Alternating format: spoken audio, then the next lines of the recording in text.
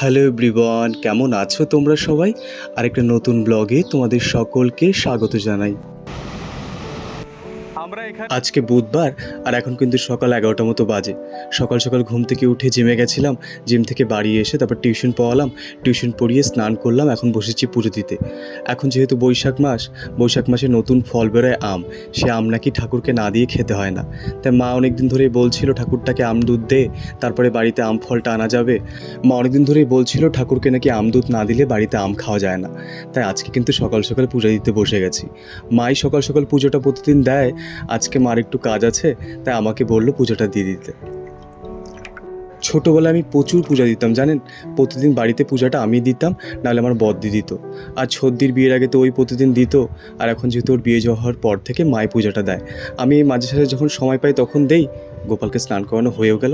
দাঁড়ান, গোপালের গাটা আবার ভালো করে মুছে নিই। আমার যখন বয়স নাগাদ 10, তখন বাড়িতে পেতেছিলাম আমি গোপাল। ছোটোবেলায় গোপাল পূজা করবো বলে কি জিদ আমার জানেন। এই বাড়ির পাশের কাকিমারা গেছিলো পুরীতে ঘুরতে, ওরা এনে দিয়েছিল এই গোপালের মূর্তিটা। তখন থেকে গোপাল পূজা করি আমি বাড়িতে। আগে তো প্রায়ই পূজা করতাম, আর এখন সেরকমভাবে আর পূজা দেওয়া হয় না। মা যেরকমভাবে পারে সেরকমভাবে দেয়। মাঝে সাঝে আমি যখন একটু সময় পাই তখন আমি পূজাটা দেই। আর গোপালকে ড্রেস পরানো হয়ে গেল, সব গয়নাগাটিগুলো পরাচ্ছি, তারপর ভেতরে বসিয়ে দেবো। আমার তো সকাল সকাল স্নান করা হয়েও গেছে। আমার গোপুরও স্নান করা হয়ে গেল, ড্রেস পরা হয়ে গেছে। দাঁড়ান, ওর জায়গায় এবার ওকে বসিয়ে দিই। আর যা গরম পড়েছে না শিলিগুড়িতে। এখন সকাল বাজে 11টা, এখন ওই 37°C মতো। কী যে অবস্থা হয়েছে না। সবে মাত্র পড়লো ওই গ্রীষ্মকাল, আর শুরুতেই এত গরম। আর তো দিন পরেই আছে, কী যে গরমটা পড়বে। চলুন, ঠাকুরের গায়ে তিলক লাগানো হয়েও গেল। এবার আসনটাকে একে একে ফুল দিয়ে সাজিয়ে নিই। এই পুজো দিতে বসেছিলাম, সবেমাত্র এক বন্ধুর ফোন আসলো। আজকে সামনে বাড়ির পাশে একটা নদী আছে, সে নদীর পাশ থেকে একটা ক্যানেল থেকে জল বেরোয়, খুব সুন্দর ঝর্ণার মতো জলটা। সেখানে স্নান করতে যাবে কিনা সেটা জিজ্ঞেস করলো। আমি তো স্নান করে পুজো দিতে বসে গেছি।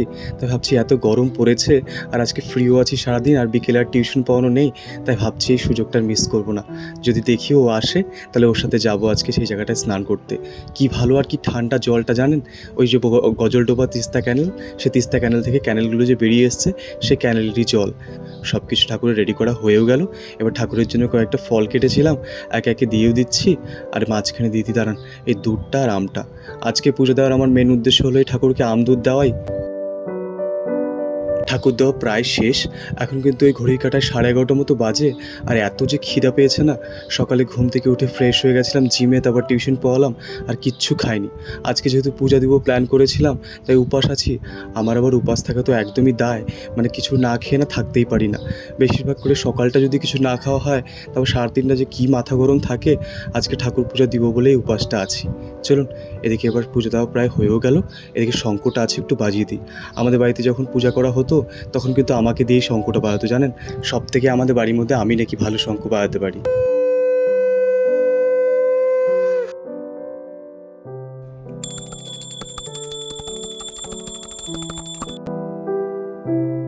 চলুন, পুজো দেওয়া হয়েও গেছে। আর এখন এত খিদা পেয়েছে না, 12টা প্রায় বাজলো বলে আর থাকতে পারছি না। মারুতিকে নাকি রান্নাবাড়িও হয়ে গেছে। আজকে বাবা আবার কাজে যায়নি, বাড়িতেই ছিল। তাই বাবা গেছিলো বাজারে, আর বাজার থেকে নিয়ে এসছে ইলিশ মাছ, আর তার সাথে নিয়ে এসছে চিংড়ি মাছ। এই সকাল সকাল মা চিংড়ি মাছের সাথে ওই একটা কী তরকারি করেছে, আর এদিকে বানিয়েছে ইলিশ মাছের ঝোল। ইলিশ মাছ তো বরাবরই আমার ফেভারিট, আর এই দিনই ইলিশ মাছ পাওয়াটা কিন্তু একটা ভাগ্যের ব্যাপার জানেন। কি সুন্দর পিসগুলো দেখেছেন। চলুন এবার তাড়াতাড়ি পেট পুজোটা করি। আর সত্যি থাকা যাচ্ছে না। সকাল থেকে আজকে ব্রেকফাস্ট তো দূরের কথা, কিছুই খাইনি। প্রতিদিন সকালে তো টিউশন পড়ানো বসার আগে ওই কিছু নুডলস জাতীয় খাবার বা কফি বিস্কুট খাই। আজকে যেহেতু কিছুই খাইনি, আর পেটটা যে কী চুচু করছে খিদায়। এই তাড়াতাড়ি খাওয়াটা শেষ করে যাব হচ্ছে ওই নইতে স্নান করতে। ওই নইটাতে প্রতি বছর গরমে স্নান করতে যাই জানেন। গতবারও গেছিলাম। বন্ধুটা আবারও ফোন করছে, তুই রেডি কিনা। এখন বাজে প্রায় দুপুর 12:30টার মতো। বেরিয়ে পড়েছে কিন্তু সেই গজলডোবার উদ্দেশ্যে, ওই নদীতে স্নান করতে। সকালে যেহেতু একবার স্নান করে ফেলছি, মাকে বললাম এখানে একটা নদী আছে, স্নান করতে যাব। মা তো সেই চিল্লাচিল্লি। আর আজকে এই গরমের মধ্যে বাড়ি থেকেই বা কী করবো, সারাদিন ফ্রি আছি। আর মায়ের কথার কে শোনে। বন্ধু চলেও এসছে, ওর সাথে বেরিয়ে পড়েছি গজলডোবায়। গজলডোবাতে তোমরা আগেও গেছো, এই রাস্তাগুলো তো তোমাদের প্রায় চেনাই। এই যে আমার যে ডান দিকের নদীটা, এটা কিন্তু তিস্তারই একটা পার্ট, মানে তিস্তার ক্যানেল। এরকম একটা সরু ক্যানেল নদীটার পাশ দিয়ে এসছে, আর সেখানে এই গরমের দিনে প্রচুর মানুষ আসছে স্নান করতে। তাই কিন্তু যাচ্ছি একটিবার সেখানে। আর যে গরম পড়েছে, একটু যদি জলের ছোঁয়া পাই তাহলে কিন্তু ভালোই লাগবে। ওই যে দূরে যে ব্রিজটা দেখতে পাচ্ছেন, ওই ব্রিজটা পার করে ডান দিকে ঢুকে যাব। ডান দিকে ঢুকে গেলে কিন্তু সেই নদীটা, এই ব্রিজটার নিচ দিয়ে গেছে নদীটা, আর বাঁ পাশ দিয়ে গেছে ওই যে তিস্তা ক্যানেলটা। এই নদীটার নামটা কি আমি ঠিক জানি না, আমার মনেও পড়ছে না। আর ব্রিজের গায়ে দেখলামও না যে লেখা আছে। এই যে দেখেছেন, অনেক লোকজন আসে এখানে। প্রত্যেক বছর গরমের দিনে কিন্তু এখানে ভিড় জমে। এখানে আবার দেখলাম কিছু একটা কনস্ট্রাকশনের কাজ চলছে। চলুন, চলে এসেছি প্রায়। আর জলে একদম কিন্তু শব্দও পাচ্ছি। লোক চান করে, প্রচুর লোক।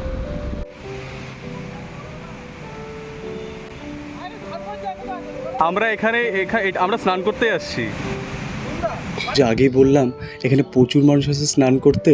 আমরা এখানে এসে দেখলাম এখানে আমাদের আগে কয়েকজন চলে এসছে, কিন্তু ওখানে একজন আবার কাকু কাজ করছে। উনি আবার বললো এখানে নাকি এখন স্নান করা বারণ। এই যে সামনে যে ঢেউটা দেখতে পাচ্ছেন, এই ঝলের ঢেউ সবাই বসে থাকে, এখানে সবাই স্নান করে। কী যে আনন্দ! গতবারও এসেছিলাম, প্রচুর লোক এসছে দেখেছেন, কিন্তু একজনও নামছে না এই নদীতে। ওই যে সামনে এই যে জলটা, ঝর্ণা জলটা, ওই যে দূরে নদীটা, সে নদী দিয়ে কিন্তু বয়ে গেছে। নামছে না, কারণও আছে একটা। গত বছর নাকি এখানে স্নান করতে গিয়ে একজনের মৃত্যু হয়েছে। তারপর থেকে নাকি এখানে স্নান করা বন্ধ। এই যে ক্যানেলটা যে দেখতে পাচ্ছেন, ক্যানেলের যে বাঁধটা, সেই বাঁধটা একদম ভেঙে গেছে। আর তার ফলে কি হয়েছে, মাঝখানে নাকি একটা খাদ হয়েছে, মানে নদীর মাঝখানে। এই ক্যানেলের জলটা যেখানে গিয়ে নদীতে মিশছে, ঠিক সেই জায়গাটাতে গত বছর নাকি একটা ছোট ছেলে সেই জলের গর্তে পড়ে নাকি মারা গেছিলো। এই শুনে তো আমার একদম অবস্থা খারাপ। আইলাম না থাক, এই জলে আর নামবো না, স্নান করারও দরকার নেই। এই দূর থেকে দেখে তৃপ্তি মেটাই। দেখেছেন কি স্রোত জলের!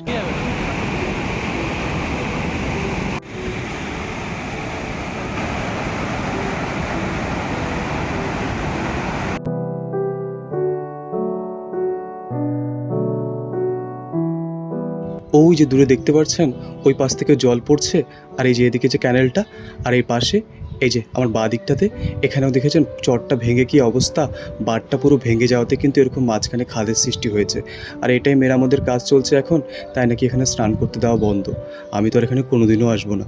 যা শুনলাম, একজনের নাকি মৃত্যু হয়েছে এখানে, শুনে ভীষণ আক্ষেপও লাগছে, খুব দুঃখও লাগছে।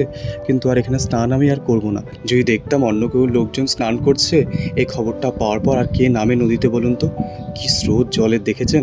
কিন্তু নিজেকে আর আটকে রাখতে পারলাম না, জানেন। এত সুন্দর জল, ভাবলাম একটু পাটা ভেজাই। আর এত গরম লাগছে।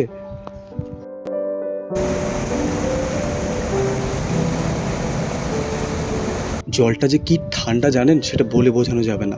এই জলটা যেহেতু তিস্তা নদী থেকে এসছে, তিস্তা নদীটি যেহেতু ক্যানেল, তাই কিন্তু তিস্তা নদী মানে সিকিমের জেমু হিমবাহ থেকে উৎপন্ন হয়েছে।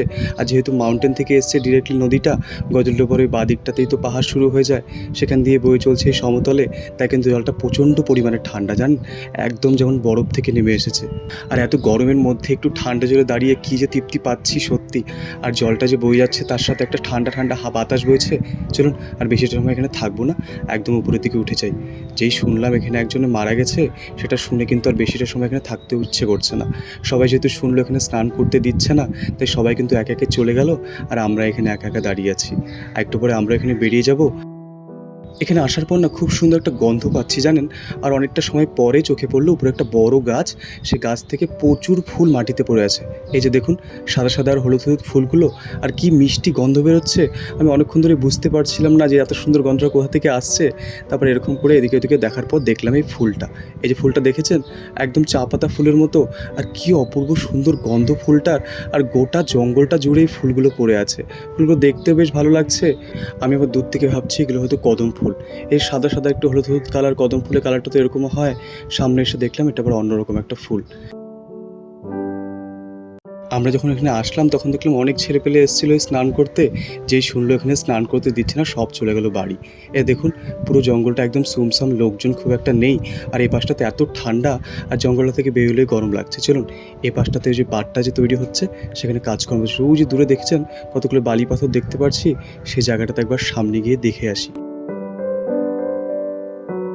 এই যে এই নদীটার উপর চলছে বাঁধ দেওয়ার কাজ। ওই যে সামনে যে বাঁধটা, যেখান দিয়ে তিস্তা ক্যানেলে জলটা পড়ছে, সেটা তো ভেঙে গেছে। এই যে ওপর দিয়ে চলে গেছে ব্রিজটা। আর তার পাশে ওই যে দূরে ব্রিজটা দেখতে পাচ্ছেন, এই ব্রিজটার পেছনের দিকে ব্রিজটা, ওটা কিন্তু তিস্তা ক্যানেল, যেটা কিন্তু বড় ক্যানেল, মেন ক্যানেল, যেখান দিয়ে কিন্তু তিস্তার সমস্ত জলটা এখান দিয়ে সেভ করে রাখা হয়। আর এ পাশে এই নদীটাকে এখানে আটকে রেখেছে, আটকে দিয়ে এই পাশে চলছে কাজ। কি রৌদ্র দেখেছেন, তার মধ্যে ছেলেপেলেগুলো কীভাবে কাজ করছে।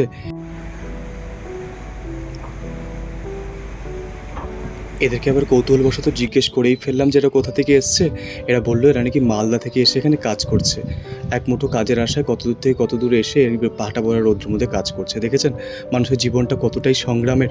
চলুন, এখানে প্রায় স্নান করতে আসলাম, স্নান করতে তো পারলামই না, কিন্তু খারাপ লাগলো না জানেন, এত সুন্দর প্রাকৃতিক পরিবেশ, তার মধ্যে এত ঠান্ডা ঠান্ডা নদী। এবার তাহলে বাড়ি ফিরে যাই। আজকে ব্লগটা তো এখানেই শেষ করছি। ভিডিওটা কেমন লাগলো তোমরা জানিও।